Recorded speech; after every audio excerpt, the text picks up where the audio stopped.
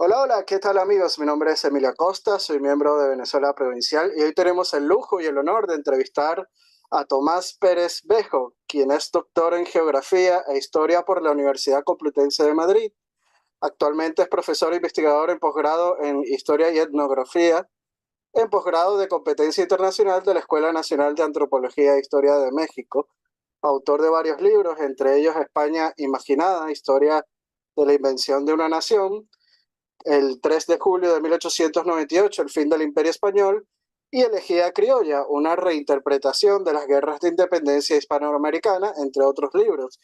Y estaremos conversando sobre este último libro citado, ¿no? Elegía Criolla, que aborda, según su autor, los conflictos independentistas desde una mirada erudita y desmitificadora que cuestiona el relato canónico de la independencia hispanoamericana. Más que lucha de liberación nacional, Tomás Pérez Bejo propone interpretar estas pugnas armadas como guerras civiles, una lucha de criollos contra criollos, lejos del paradigma que ha perdurado a lo largo de 2 siglos. Así que, sin más, bienvenido a Venezuela Provincial, don Tomás. Muchísimas gracias, Emilio. Es un placer estar con ustedes. El gusto y el honor es de nosotros, don Tomás. Pero bueno, para empezar, me gustaría iniciar citando un poema escrito por Constantinos Cavafis y que aparece en la introducción de su libro. Con su permiso, don Tomás, lo cito. Dice lo siguiente: y es de esa gigantesca expedición panhelénica, la victoriosa, la ilustre, la renombrada, la glorificada como ninguna otra lo fuera nunca. De tal expedición quien nacimos nosotros, un mundo griego inmenso, nuevo. Nosotros los alejandrinos, los de Antioquia, los seleucidas y tantos otros griegos de Egipto y de Siria, y los de Media y los de Persia y de otros sitios, con nuestros opulentos estados, colación sutil de nuestros gobernantes y nuestra común lengua griega conocida por todos desde Bactria hasta la India. Con esto, don Tomás nos quiere decir que Hispanoamérica es producto, ¿no?, de 300 años de cimentación de la monarquía hispánica que trajo consigo un mestizaje en forma de símil, ¿no?, con la antigua Grecia.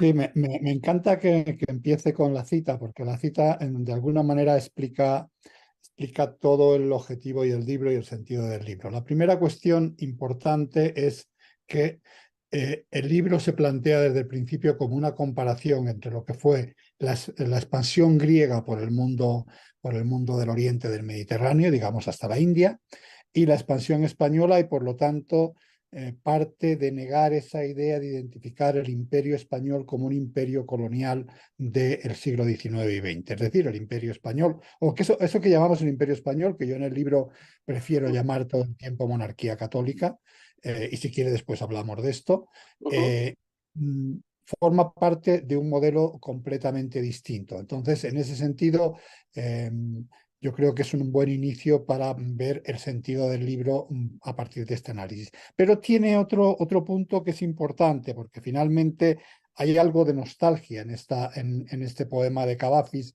en el cual, en última instancia, Cavafis es un griego que está escribiendo en una ciudad que está empezando a dejar de ser griega, que es la Alejandría de finales del siglo XIX.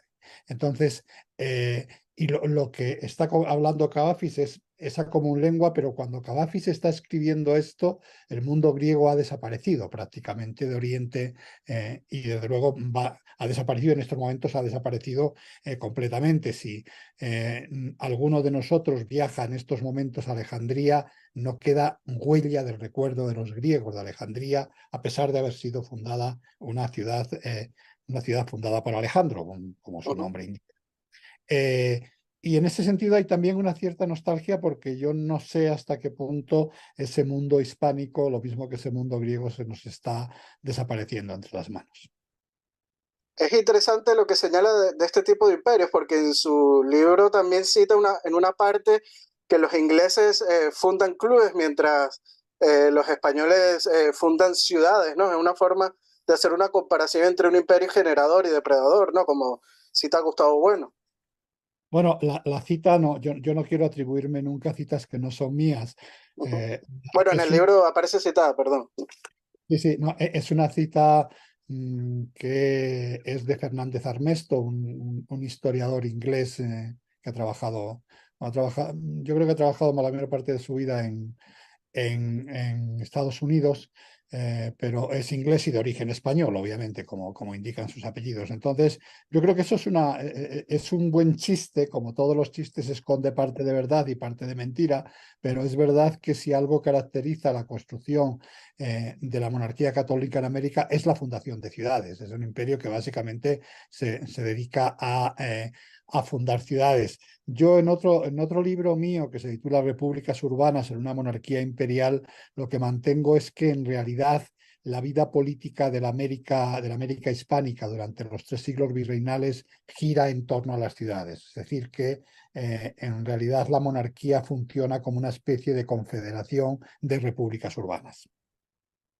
Un cliché muy repetido, don Tomás, es que las guerras de independencia en Hispanoamérica surgieron por culpa de las reformas borbónicas, pero si nos ponemos a analizar antes de la invasión de Napoleón a la península, no vemos grandes movimientos secesionistas en la América Española. Por ejemplo, el movimiento de Tupac Amaru en Perú no buscaba la independencia, más bien decía viva el rey, muera el mal gobierno, o la conspiración de Gual y José María España en Venezuela no tuvo ningún apoyo popular y son los mismos criollos quienes están en contra incluso de la invasión de Francisco de Miranda en 1806.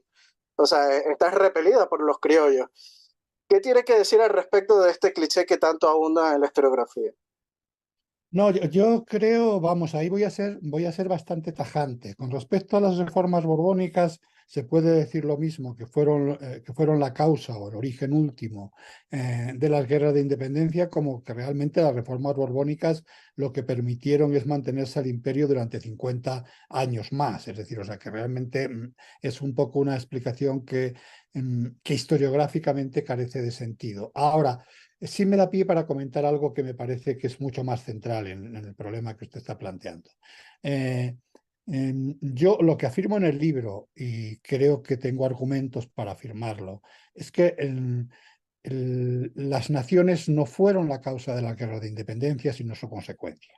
Y que las llamadas guerras de independencia hispanoamericanas fueron básicamente guerras civiles y guerras civiles entre criollas, y se deben no a causas internas, ni reformas borbónicas, ni nada por el estilo, sino causas exógenas. Y las causas exógenas fundamentalmente fueron una, es que las tropas de Napoleón ocuparon la capital de la monarquía, cosa que no había ocurrido durante los 3 siglos de existencia de la monarquía católica, y eso genera una crisis de legitimidad que en un primer momento, y eso yo hago mucho hincapié en ello en el libro porque me parece importante, no es que las revueltas anteriores de Tupac Amaru no tuvieran un componente independentista, es que las primeras proclamas de lo que la historiografía ha llamado declaraciones de independencia no son declaraciones de independencia, sino declaraciones de fidelidad a Fernando VII.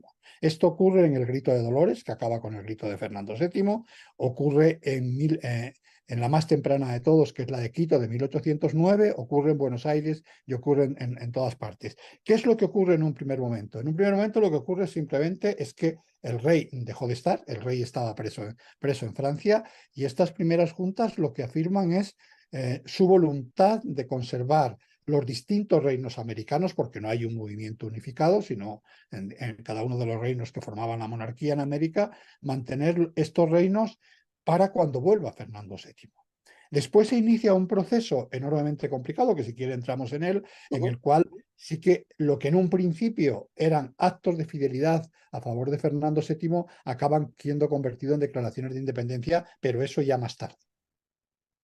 Este tema que tocó anteriormente es interesante porque en su libro desmitifica esa corriente historiográfica que abunda, que limita la existencia de la España política, ¿no? A la guerra primero de sucesión, el cambio dinástico, también las reformas borbónicas del siglo XVIII y aún más, ¿no? A los estados-nación del XIX. Y cito un extracto maravilloso de su libro, con su permiso, don Tomás, que dice lo siguiente. No podemos seguir planteando las guerras de independencia como un enfrentamiento entre naciones. Las naciones surgidas de la desmembración de la monarquía católica a uno y otro lado del Atlántico son, como ya he dicho varias veces a lo largo de este libro, la consecuencia de las guerras de independencia, no su causa. El modelo explicativo que hace de la nación el origen de las guerras de independencia es posible que sirva para entender el problema de las nacionalidades en la Europa del siglo XIX. y los movimientos de liberación nacional del 20, pero no para explicar lo ocurrido en la monarquía católica en la segunda y tercera décadas del 19. No hay en la América española naciones culturales que buscan su realización como naciones políticas. Los hombres y las mujeres que hicieron la independencia eran, desde Buenos Aires hasta México, parte de la misma nación cultural. No había nada en ellos que los diferenciase desde el punto de vista étnico, lingüístico, cultural o religioso de aquellos contra los que lucharon en los campos de batalla del continente para conquistar la independencia. A esto, don Tomás, podemos decir que las guerras de independencia no son contra un país llamado España, en realidad, ¿no? No, no son contra un país llamado España, y eso, a eso sí me interesa mucho recalcarlo. Es decir, los ejércitos realistas en América, primero, no son los ejércitos españoles, son los ejércitos real del Perú, el ejército real de la Nueva España, etcétera, etcétera. Es decir, son los ejércitos reales de cada uno de los territorios. Y están formados fundamentalmente por americanos. Están formados fundamentalmente por americanos, tanto en el campo de los oficiales como en el campo de los soldados. Le voy a poner dos ejemplos que son, yo creo que bastante reveladores. Si usted piensa en el caso de la Nueva España, que es un caso un tanto particular, porque yo creo que en el caso de la Nueva España se da lo mismo que se da en todo el resto de la América española, es decir, un enfrentamiento entre criollos, una guerra civil, pero una guerra civil en la cual ganaron más los realistas que los insurgentes. Es decir, finalmente quien declara la independencia de la Nueva España, no la independencia de México, sino la independencia del Imperio Mexicano, que es una cosa distinta, es decir, no de la nación mexicana, es un antiguo jefe del ejército realista que es Agustín de Iturbide. Es decir, es él quien declara la independencia. Ese es un ejército, ese ejército realista en la Nueva España, es un ejército formado fundamentalmente por novohispanos. Hasta tal punto está formado por novohispanos que si quienes nos estén oyendo, y sobre todo si son mexicanos, revisan todos los primeros jefes de Estado desde el primer México independiente, Iturbide, Santana, Herrera, Bustamante, etcétera, todos tienen una característica en común, casi con una única excepción, que es Guadalupe Victoria. Es que todos ellos fueron oficiales del ejército realista. Pero le voy a poner otro ejemplo que es quizás más espectacular y más llamativo de este componente americano de los ejércitos del rey. La última gran batalla, como usted sabe, y supongo que todos nuestros oyentes saben, de la monarquía en América, es la batalla de Ayacucho, la batalla de Ayacucho en Perú, que, digamos, precipita la independencia y confirma la independencia en toda Sudamérica, es decir, desde Venezuela, de lo que actualmente es Venezuela, hasta el río de la Plata. Una de las peculiaridades de la monarquía católica es que era una monarquía muy burocratizada, por lo cual tenemos mucha información. Para los historiadores es una maravilla. Entonces, nosotros sabemos quiénes formaban el ejército real del Perú, desde el general que mandó al ejército real en la batalla hasta el último tambor que participó en la batalla. El ejército real del Perú, en esos momentos, en el momento de la batalla de Ayacucho, estaba formado más o menos por unos 9.500 hombres. Unos 9.500 hombres. Básicamente peruanos entendido por peruanos originarios del virreinato del Perú. De esos 9.500, el número de los nacidos en los reinos europeos de la monarquía, es decir, lo que hoy llamaríamos españoles, en este momento era simplemente para entendernos europeos americanos, perdón, españoles europeos, perdón, no americanos, no llegaba a 500. Estaba un 400, no recuerdo ahora la cifra exacta, pero creo que son 495, 496, etcétera. Para que usted se haga una idea de lo que estoy diciendo, solo los voluntarios de la isla de Chiloé, que formaban uno de los cuerpos del ejército de Ayacucho. Chiloé es una isla perdida, perdón si algún chileno nos está oyendo, es una isla perdida en el sur del mundo, es decir, o sea, es un pequeño rincón perdido en tierra de nadie. Bueno, pues aporta tantos voluntarios al ejército real del Perú la isla de Chiloé que todos los reinos y señoríos europeos de la monarquía. Yo creo que eso resume perfectamente lo que fueron estas guerras. ¿Quiénes combatieron en Ayacucho? En Ayacucho convirtieron de un lado un ejército formado básicamente por peruanos, por lo que hoy llamaríamos peruanos, y de otro lado un ejército en el cual combatieron rioplatenses, neogranadinos, etcétera. Es decir, en sentido estricto, realmente el ejército invasor del Perú era el ejército libertador y no el ejército real del Perú. Esto que plantea don Tomás es importante, ¿no? Porque para comprender lo ocurrido, eh, la categoría de análisis no es la de guerras de independencia, ni el de revoluciones, como usted dice en el libro, ni el de conflictos civiles. Y cita lo siguiente: unas guerras civiles en las que no lucharon españoles contra americanos, ni indígenas contra blancos, sino básicamente americanos contra americanos, sin que su adscripción a uno u otro bando esté determinado por su origen, etnia o grupo socioeconómico. O sea, don Tomás, nos quiere decir que los criollos, las castas, indios y negros tomaron las armas a favor o en contra del rey por motivos que no estaban determinados. En otras palabras, que fueron los españoles americanos los que se enfrentaron entre sí y definieron las grandes líneas del conflicto como ustedes plantean en el libro, ¿no? Claro, lo que pasa es que ahí eso tiene un trasfondo político-ideológico mucho más profundo.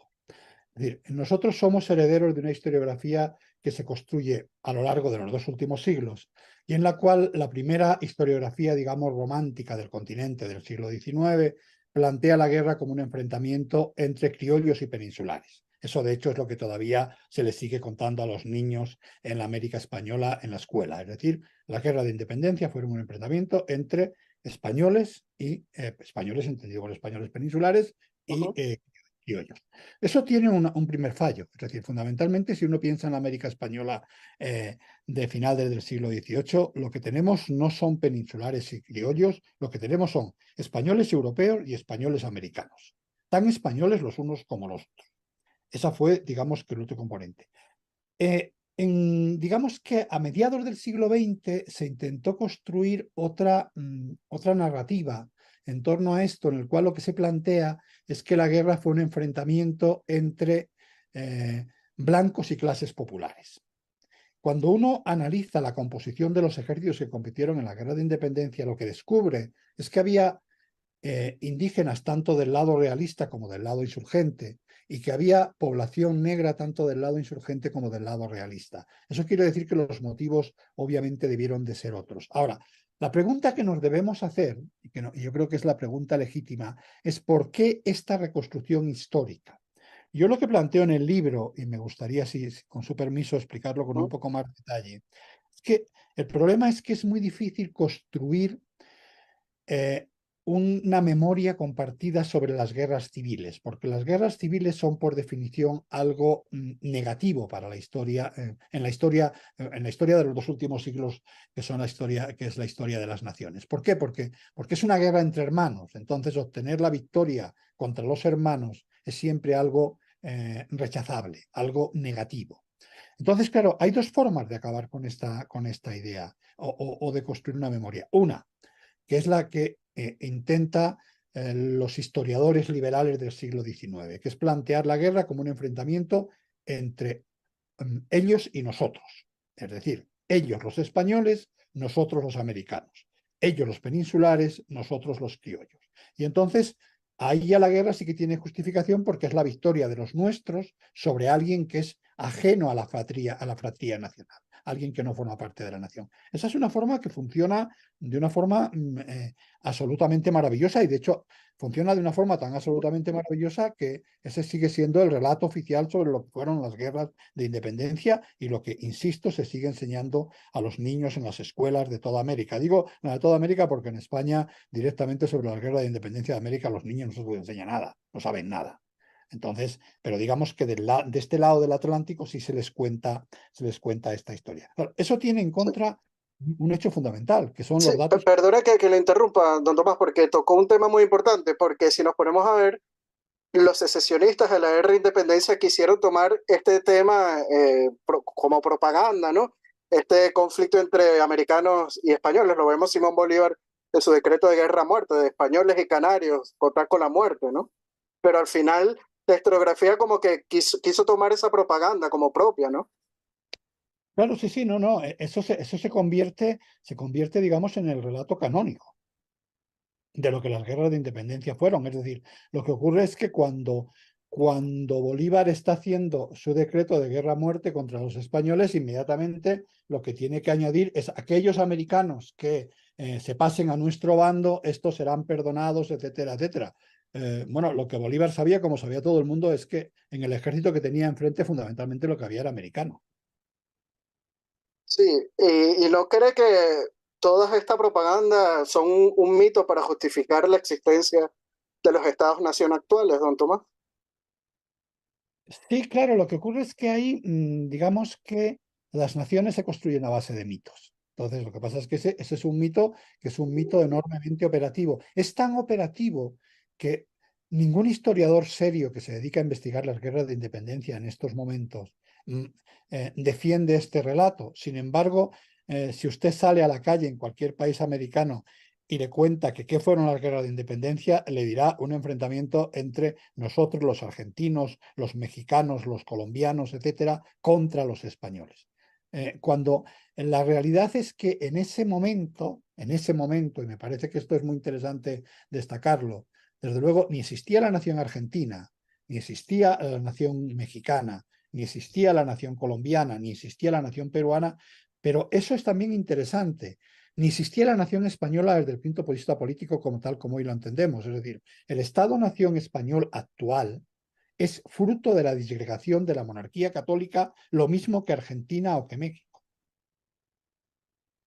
Señala también en el libro, don Tomás, que las rebeliones y las guerras asimétricas dejaron paso con el enquistamiento del conflicto a un desafío directo a las fuerzas realistas, sobre todo a partir de 1820. Todo esto tiene que ver con el levantamiento de Riego en la península y la restitución de la Constitución liberal en Cádiz, ¿no? Claro, lo que pasa es que esa es una historia muy compleja y muy difícil de explicar. Hay un asunto que me parece, y qué bueno además que usted cita este episodio porque es un episodio central. Es decir, para aquellos de nuestros oyentes que no sepan muy bien en qué consistió, se lo resumo. Riego es uno de los jefes del ejército del rey que está esperando en Cádiz para ser embarcado camino de América. En ese momento no se sabe muy bien si va a ser la antigua, el virreinato de la Nueva Granada o el Río de la Plata. Es una decisión que no, ya la verdad es que no tengo muy claro cuál era la decisión, pero y en ese momento Riego lo que decide es utilizar ese ejército para irse a Madrid y obligar al rey a restablecer la Constitución de 1812, la Constitución de Cádiz. Yo no sé si ustedes se imaginan que en un mundo nacionalizado como el de hoy, Riego hubiese sido acusado inmediatamente de alta traición. Es decir, lo que estaba haciendo era distraer una parte de las tropas, una parte importante de las tropas, para utilizarlas para fines políticos. Nadie acusó a Riego de traición en ese momento, porque el conflicto visto desde el lado español de la monarquía era simplemente restablecer una constitución que era la Constitución de Cádiz de 1812 y el problema no eran los territorios americanos. Es más, Riego y los liberales españoles de 1820 están convencidos que el conflicto de América, están convencidos y ahí estaban equivocados ya. Eso en 1810 era cierto, pero en 1820 no lo era. Pero en 1820 siguen convencidos que el conflicto es un conflicto entre liberales y conservadores y no un conflicto entre independentistas y no independentistas. Por eso no entienden nada de lo que está pasando, porque ellos piensan que simplemente con restablecer la Constitución en 1820 las guerras civiles en América se iban a acabar. ¿Cuál es la diferencia entre 1810 y 1820? Que la guerra sí que ha servido de pedagogía política y ha hecho aflorar el problema de la nación que en 1810 no existía. Interesante que plantea esto, ¿no? Porque las noticias de la declaración o la restitución de la Constitución de Cádiz en 1820 en América, muchos oficiales realistas pues lo tuvieron que cumplir obligados, ¿no?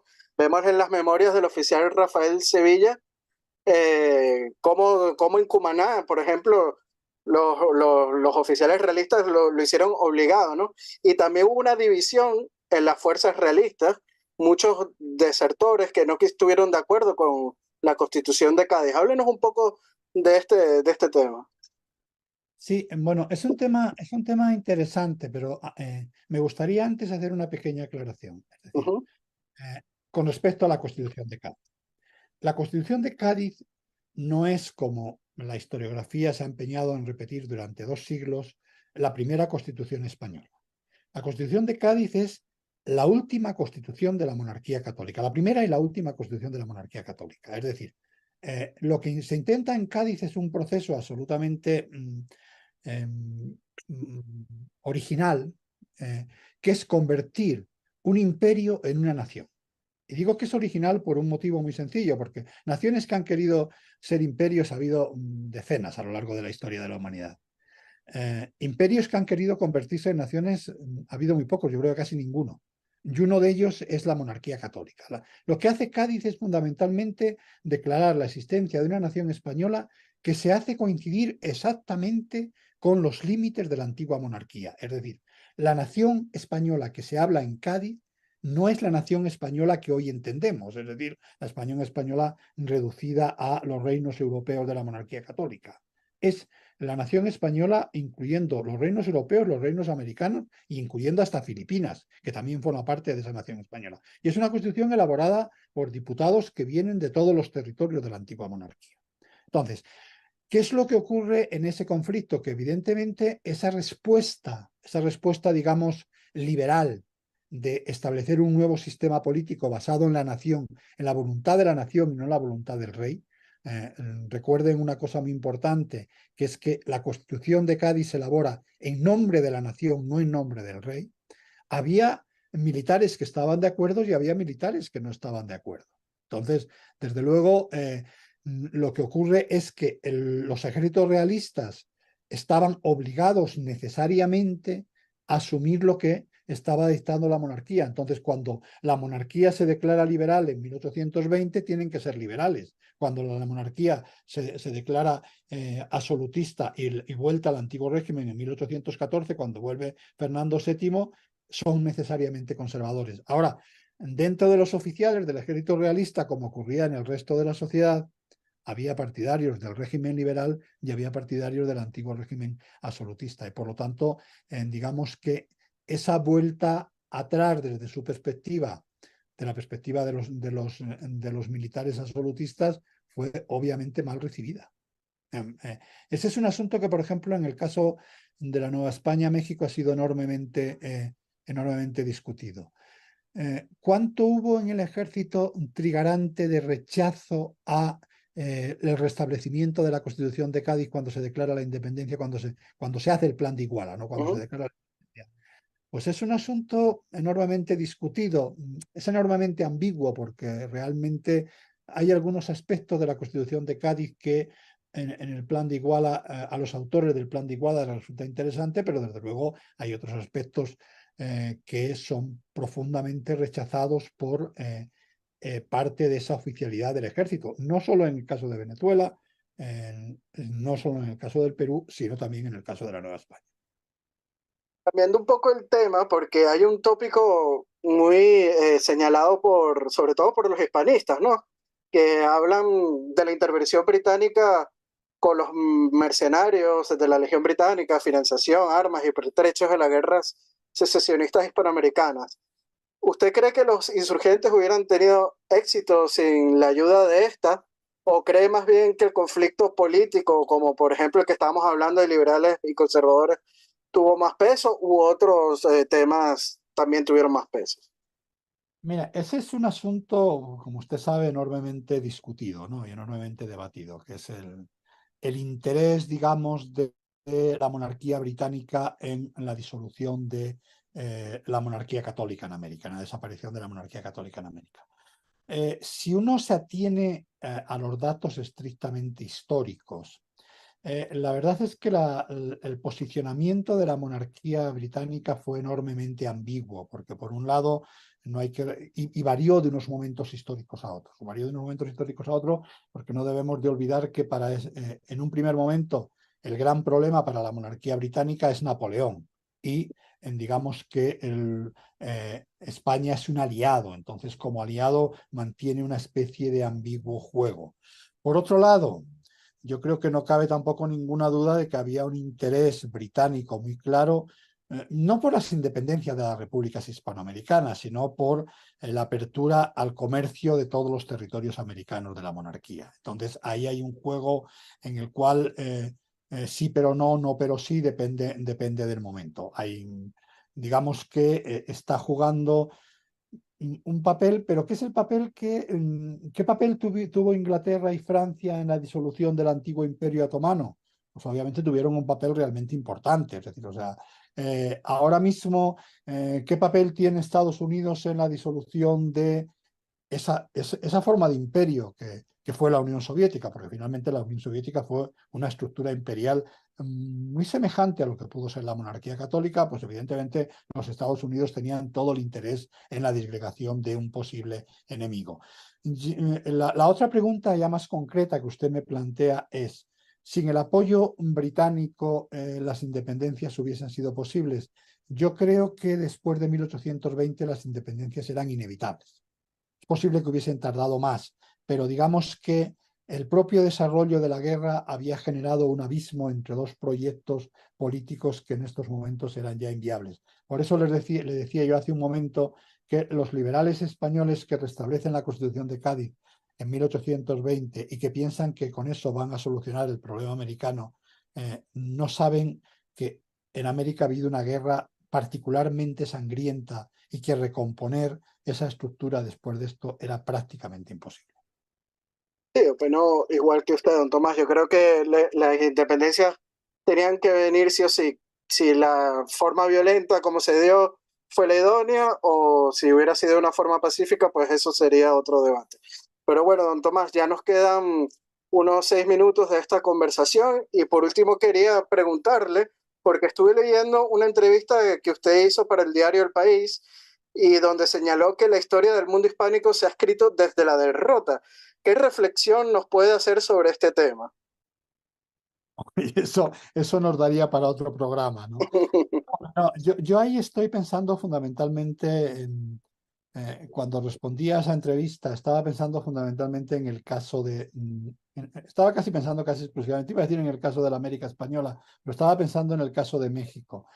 México se construye con un relato que yo he llamado, de hecho está a punto de salir un libro mío que se titula así, un relato de nación doliente, ¿no? Es decir, una nación en la cual se parte de la imagen de la derrota. La conquista fue una derrota, la guerra contra los Estados Unidos fue una derrota, pero es algo que de alguna manera yo creo que sí que recurre todo el mundo hispánico, desde España hasta América, que es esa idea de que nosotros nos narramos como la derrota de una alternativa civilizatoria que fue la barroca contrarreformista, ¿no? Es decir, o sea, como una forma de civilización.